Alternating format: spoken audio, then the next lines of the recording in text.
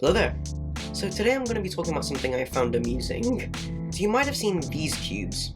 These cubes are the Diansheng Solar S3M Plus, which I featured in my previous video, and the Qiyi MP. For people that don't know about this, they might have looked like the same cube with the very minimalistic look with the black internals. But these cubes, for one, have a different price point, and also have a very different feel and performance. But since they look so similar, I'm gonna make this into kind of like a comparison video, and I'm gonna try and find out as much as I can about what isn't similar about these two cubes. Alright, let's go. So first of all, as mentioned before, the prices for these cubes are different, but not by much. The difference is just $5 on the cubicle.us. This means that there can't be a big difference in quality, right? Well, not really.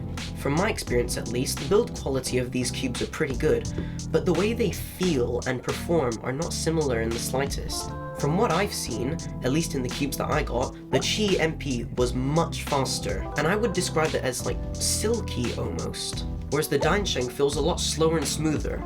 I would describe it more as buttery. Now these random words may not mean anything to you, but you just gotta trust me on this one. I just want to look at both of these cubes individually. I'll start with the Qiyi MP. The Qiyi MP is a fast cube, as I said before, but I also noticed that it is also a tad scratchy, and by that I mean it isn't perfectly smooth when you turn the cube. It feels kind of grainy. This doesn't affect the performance of the cube, but it is something to take note of if you're someone who takes the feel of the cube into consideration. And in terms of performance, I think this cube is definitely better than the Diansheng. It's just better to turn and is also easier to turn. And due to this, you can see I did get good times on the Qiyi MP.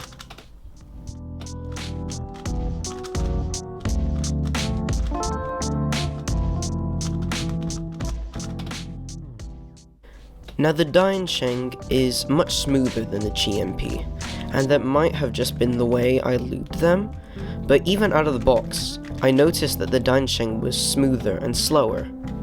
It takes more effort to turn the Diansheng as opposed to the Qiyi MP, and that does hinder the performance a little bit, but it shouldn't affect your times drastically.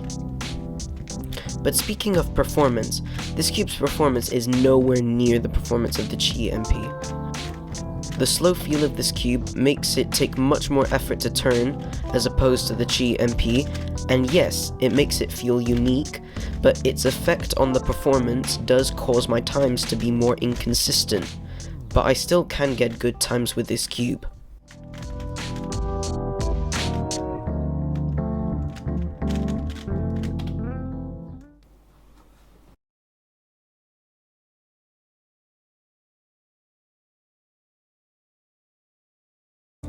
Now, looking at customizability, the Qiyi MP definitely has the edge on this one. Because if you take off the center caps on both of these cubes,